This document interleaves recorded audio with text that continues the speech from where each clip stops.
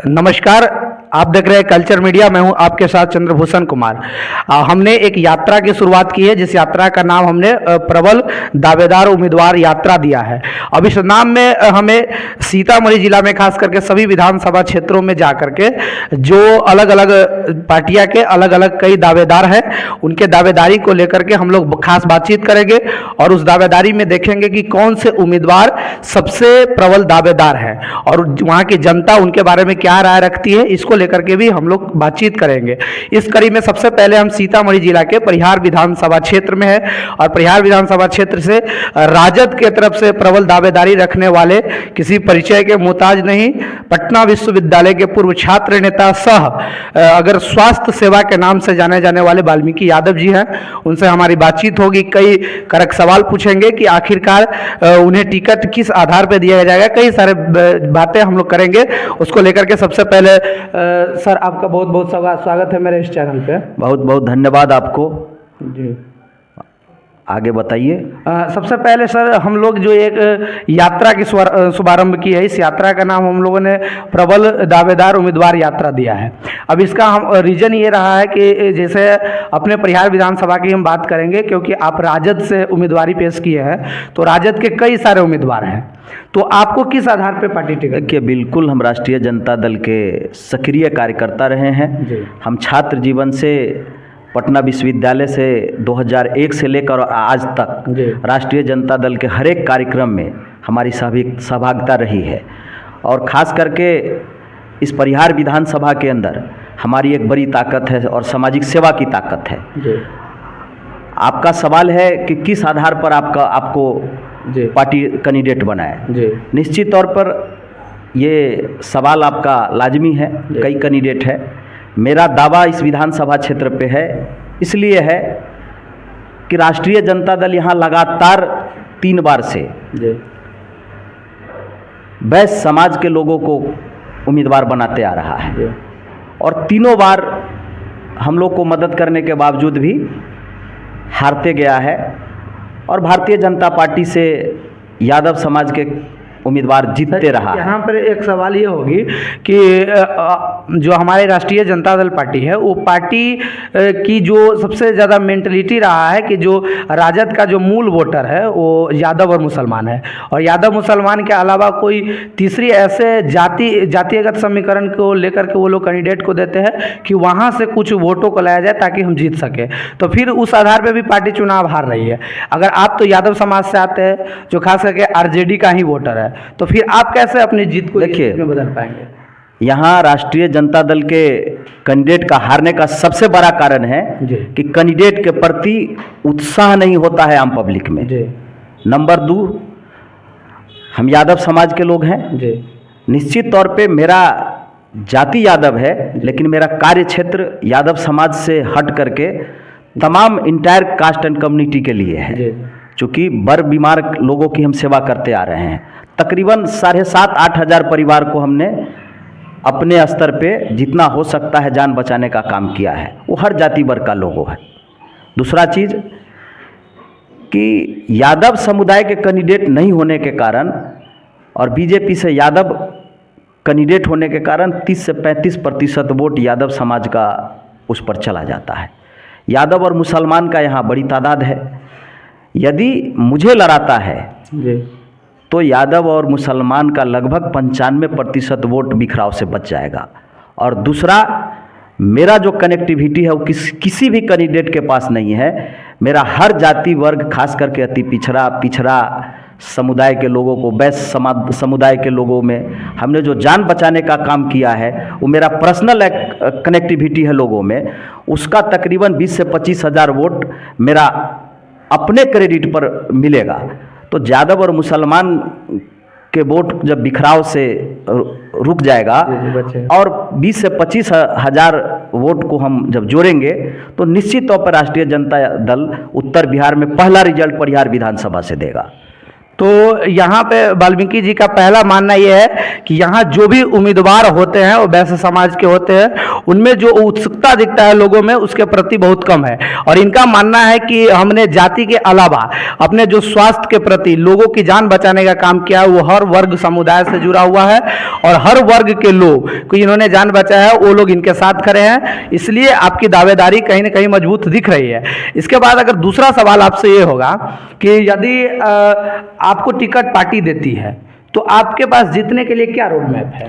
देखिए, मेरे पास जो रोड मैप है, जी एक तो मेरा सोशल कनेक्टिविटी अन्य कैंडिडेट्स के तुलना में ज़्यादा है। जी। दूसरा कि हम यूथ हैं, जी। हर वर्ग के जो यूथ है वो 10% को हम कनेक्ट कर लेंगे। जी। तीसरा कि जो छात्र है यहाँ का पटना विश्वविद्यालय से लेकर के और जो भी छात्र पटना में रह रहा है जी। उसको हम लगातार कनेक्ट किए हुए हैं। तो जब एक यूथ का एक बड़ा सपोर्ट जिसको मिलता है वह चुनाव में जीत आसान कर देता है।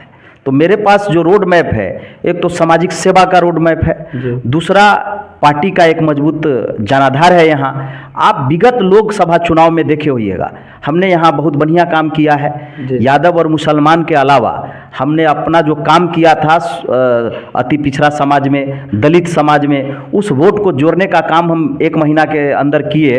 तो पूरे सीतामढ़ी लोकसभा में परिहार विधानसभा ही है कि राष्ट्रीय जनता दल यहाँ से जीत हासिल की है। बाकी हर विधानसभा में राष्ट्रीय जनता दल हारी है, वही आधार मेरा यहाँ होगा। और दूसरा चीज़ है कि उस लोकसभा में, इस विधानसभा को जीतने में यादव फेस भी सामने था, यही मेरा आधार होगा। तो इनका मानना है कि विगत लोकसभा चुनाव में इन्होंने पार्टी के लिए सभी जात समुदाय का वोट अपने साथ जोड़े, पार्टी के साथ जोड़े हैं। तो इनका एक पार्टी के प्रति भी काफ़ी मेहनत रहा है, पार्टी के लिए इन्होंने लगातार काम कर रहे हैं। दूसरी की इनका व्यक्तिगत भी समाज के प्रति जो सेवा रहा है वो, प्लस में इनका जो जातीयगत जो समीकरण है, राजद का जो वोट बैंक है वो भी बड़ी तादाद में है। इस सबको लेकर के इनका मानना है कि हमारी जीत पूरे बिहार में सबसे पहले होगी। लेकिन इसी कड़ी में फिर से अगला सवाल हम इनसे और जानना चाहेंगे कि यदि पार्टी टिकट देती है, आपका जो बेस है, जो प्लान है, उसके आधार पर अगर आप चुनाव जीतते हैं तो जीतने के बाद परिहार के लिए सबसे बड़ी समस्या एक माना जा रहा है, क्योंकि हमने लोगों से बातचीत किया है, उसमें यह है कि यहाँ जो सबसे बड़ा है भ्रष्टाचार चरम पे है। क्योंकि अगर ब्लॉक में आम किसान या आम जनता कोई भी जाते हैं तो यहाँ तक कि जातीय आवासीय आय भी जो लोगों को है बिना पैसा का नहीं बन रहा है। इसमें भी बहुत सारे भ्रष्टाचार बढ़ा हुआ है। आम किसान को अगर किसी को खेत के लेकर के कोई समस्या है, कर्मचारी के पास जाते हैं, वहाँ भी पैसा की मारामारी है। तो ये एक बहुत मूल समस्या है। इसको लेकर के आप जीतने के बाद क्या स्टेप लेंगे? देखिए, भ्रष्टाचार हमारे लिस्ट में पहला नंबर पे है जी। यदि हमें मौका मिला जी। और हमें यहाँ का प्रतिनिधित्व करने का अवसर मिला तो हम सबसे पहले यहाँ अपने हिसाब से अधिकारी को लाएंगे और भ्रष्टाचार पर पूरी तरह से मेरा प्रयास होगा कि इसको समाप्त करें। उसके लिए पहल करना पड़ेगा खुद से।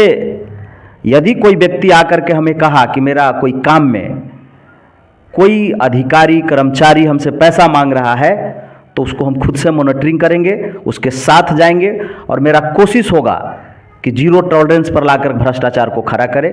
उसके लिए जनप्रतिनिधि को सजग होकर के और कॉमन पीपुल के साथ काम करना पड़ेगा। यदि कोई कॉमन आदमी यदि हमको कहता है कि फलना अधिकारी हमसे पैसा मांग रहा है तो हम उसको लेकर के जाएंगे। यदि उसका जेन्युइन काम होगा तो 1 रुपया यदि वो चाहेंगे कि उसका यदि कोई मांग रहा है तो उस अधिकारी को यहाँ काम करने से हटा दिया जाए, वह दूसरे जगह जाके काम करेगा। यहाँ थाना में भी बहुत सारे प्रशासनिक रूप से भी लोगों को तंग किया जाता है। जैसे हमें कुछ लोगों ने सूचना दिया कि यहाँ खास करके अपने बेला थाना जो परिहार क्षेत्र अंतर्गत आते हैं, वहाँ जो है कई सारे चीज़ें लोगों के, जैसे कुछ लोगों की कोई सामान गायब हो गया या कोई रियल घटना है, उसको लेकर के भी कोई कंप्लेन करने जाते हैं तो वहाँ प्रशासन के द्वारा पैसा की मांग की जाती है। नहीं करने पर फिर उसका काम नहीं किया जाता है। तो ये भी एक बहुत बड़ा प्रशासनिक रूप से भी देखिए, लोगों जनप्रतिनिधि जो होता है, विधायक होता है, वो जनता का प्रतिनिधि होता है और वह अधिकारी को सेंटरिंग कर सकता है। यदि जनप्रतिनिधि ईमानदार होगा और जनता के प्रति प्रो होगा तो वह थाना हो या ब्लॉक हो या कोई अन्य तरह का भ्रष्टाचार जहाँ पर हो वह सीधा हस्तक्षेप कर सकता है। तो यदि हमको अवसर मिलता है तो चाहे थाना का भ्रष्टाचार हो, चाहे ब्लॉक का भ्रष्टाचार हो, चाहे इंदिरा आवास या ब्लॉक पंचायत स्तर का भ्रष्टाचार हो, किसी भी तरह का कोई भी समस्या भ्रष्टाचार से संबंधित लोग हमें बताएगा तो हम निश्चित तौर पे उस पर व्यक्तिगत इंटरेस्ट लेकर के उसको चाहेंगे कि सॉर्ट आउट करें, और कोई भी जनता ये दलाल के चंगुल में नहीं रहेगा और डायरेक्ट हमसे जुड़ेगा, बात करेगा। हम लगातार लोगों के बीच में रहते हैं, तो निश्चित तौर पे अन्य जनप्रतिनिधि के तुलना में इस परिहार को हम एक रोल मॉडल विधायक के रूप में काम करने का कोशिश करेंगे और जीरो टॉलरेंस पर भ्रष्टाचार को लाएंगे, चाहे वो थाना का भ्रष्टाचारी हो, चाहे ब्लॉक का भ्रष्टाचारी हो या किसी तरह का भ्रष्टाचार हो, उस पर हम पूरी तरह से जनता के पक्ष में काम करने का कोशिश करेंगे। अच्छा, अब इतने बड़े बड़े दावे कर रहे हैं कि जो भ्रष्टाचार के खिलाफ हम यह करेंगे वह करेंगे, वो अगर एक चीज़ आप देखेंगे तो यहाँ जो लगातार का मानना है या फिर जो लोग पहले से जो यहाँ प्रतिनिधित्व कर रहे हैं उनका कहना है कि प्रशासन हमारा सुनता ही नहीं है, तो फिर आप विधायक बनेंगे तो आपका कैसे सुन? देखिए, प्रशासन क्यों नहीं सुनेगा? चूँकि विधायक जो होता है सरकार का निर्माण करता है और प्रशासन उसके अंडर में होता है, तो जिसके अंडर में जो होगा, यदि मेरा बात प्रशासन के छोटे ओहदे पर लोग नहीं मानेगा तो हम उसके ज़िला में बड़े पदाधिकारी से बात करेंगे। यदि वह भी मेरा बात नहीं मानता है तो राज्य में किसी भी दल का सरकार हो, उसका मुख्यमंत्री होता है। तो व्यक्तिगत इंटरेस्ट रहने पर आदमी प्रशासन सुनेगा, ऐसा नहीं है कि नहीं सुनेगा। जो जनप्रतिनिधि कहता है कि मेरा नहीं सुनता है तो वह बुझिए कि वह उस दिशा में काम नहीं करना चाहता है, टाल मटोल करना चाहता है। यदि चुना हुआ जनता का, जनप्रतिनिधि का यदि प्रशासन नहीं सुनता है तो इस लोकतंत्र में वो किसका सुनेगा? और डेमोक्रेसी जब तक जिंदा है तब तक लीडर का सुपरमेसी चलेगा। ठीक है, उसका भी एक ब्यूरोक्रेट का अपना दायरा है, टेक्नोक्रेट का अपना दायरा है, लेकिन ब्यूरोक्रेट के अंदर में टेक्नोक्रेट नहीं होता है, और टेक्नोक्रेट का बात यदि ब्यूरोक्रेट नहीं मानता है तो उसकी टर्मिनेट करने का भी व्यवस्था है सदन के अंदर। ऐसा नहीं है विधानसभा है और कोई बड़े पदाधिकारी के बात भी नहीं मानता है तो उसको विधानसभा के सतह पर ला करके वैसे उदंड अधिकारी को सेवा समाप्त करने का भी प्रावधान है। तो आपने तो सारी बात बताई, जो दावे आप कर रहे हैं बिल्कुल जनता के हक में तो काफ़ी ज़्यादा फायदे का चीज़ है। अगर जनता भी इस आधार पे अगर आपको मौका मिलता है, चुनती है, तो आप जो काम करेंगे वो जनता के हक में है। बाकी चीज़ हम जनता पे छोड़ते हैं कि आप कमेंट कीजिए कि क्या वाल्मीकि जी जो दावे कर रहे हैं वो आपके लिए और आपके भविष्य के लिए जो है कहीं ना कहीं जो है बेहतर है। इसके लेकर के वाल्मीकि यादव जी को मौका मिलना चाहिए। अगर मिलता है तो आप सभी लोग अपना समर्थन राय कमेंट बॉक्स में दें। और एक सबसे अंतिम सवाल आपसे ये रहेगा, सर आप छात्र नेता रहे हैं और यहाँ सीतामढ़ी में कुछ लोगों के द्वारा धीरेन्द्र कुमार धीरू है एक, और विकी आनंद जी है जो एडवोकेट है, उन लोगों के लेकर के कुछ छात्र को लेकर के यहाँ सीतामढ़ी में विश्वविद्यालय स्थापना संघर्ष समिति का गठन किया गया है। उनका मानना है कि सीतामढ़ी में विश्वविद्यालय होना चाहिए।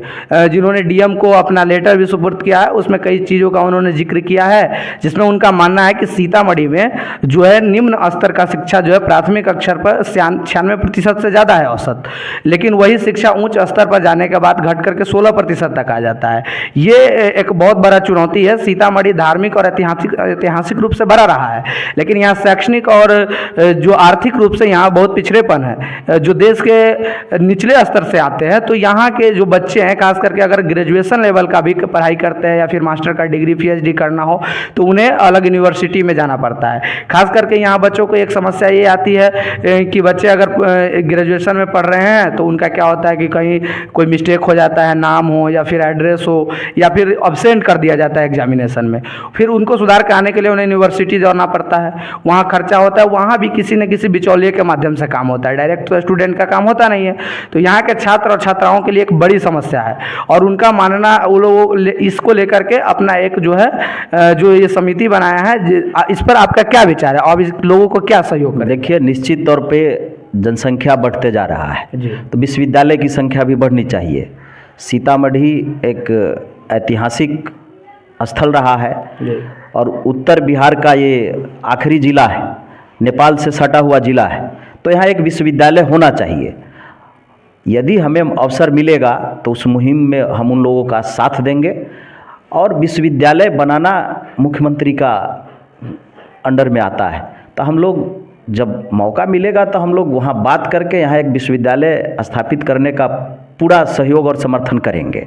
इसमें कहीं से कोई शक नहीं है। निश्चित तौर पे जब विश्वविद्यालय होगा तो ये दो जिला को, कम से कम सीतामढ़ी और शिवहर को, इस विश्वविद्यालय से लाभान्वित होगा। और छात्र अभी भीमराव अंबेडकर यूनिवर्सिटी मुजफ्फरपुर में उसका ऑफिस, वहाँ आने जाने में परेशानी होती है, और निश्चित तौर पर यहाँ विश्वविद्यालय हो जाने के कारण छात्राओं को, खास करके महिला जो छात्र है उसको भी हायर एजुकेशन लेने में सुविधा होगा। तो ये अच्छा पहल है, हम उन लोगों को धन्यवाद देते हैं, और उनके मुहिम में हम भी उनके साथ कदम से कदम मिलाकर चलेंगे। चलिए, बहुत बहुत धन्यवाद। आज हमारी खास बातचीत इस कड़ी में पहली मुलाकात में राजद के प्रबल दावेदार वाल्मीकि यादव जी से हुई है। आप इस पूरे वीडियो को देखेंगे और वीडियो देखने के बाद आप अपनी राय बताएंगे क्या वाल्मीकि यादव के जो दावे हैं वाकई में ये बिल्कुल तार्किक है और ये अपने दावे के साथ आएंगे। आप क्या भरोसा जताएंगे, और ये सवाल लेकर के फिर हम जनता के बीच में भी जाएंगे। बहुत बहुत धन्यवाद। हमारे इस चैनल को पहली बार देख रहे हैं तो कल्चर मीडिया को सब्सक्राइब कर दे, और साथ ही साथ फेसबुक पेज पे देख रहे हैं तो भी कल्चर मीडिया फेसबुक पेज को फॉलो